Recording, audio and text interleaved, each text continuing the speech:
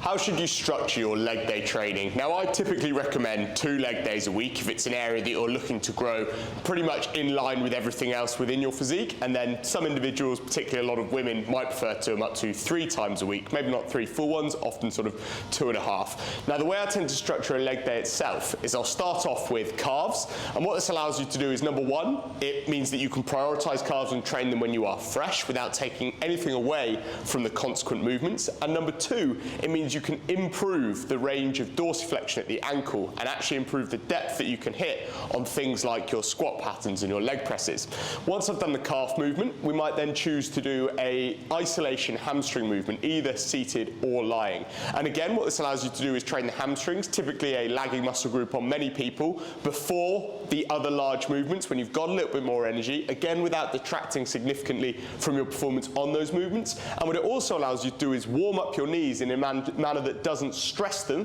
in the way that heavy squatting and leg pressing may well do. Then once we've done the calves, we've done the hamstrings, typically then I'll move on to your major compound movement of the session, which might be either a squat pattern or a hip hinge. And then after that, you'll likely have either a leg press or a lunge variation. And then the final movement I would recommend will usually be either a sissy squat, a leg extension, a glute drive, something like that, depending on what areas you're more looking to improve. You can move more towards the isolation end of the spectrum if you are in a position where recovery is going to be likely more of an issue. And then as you get to a position where you can afford more training volume, you might move up to 3 genuine compound exercises within that session. Now, if you've got a very high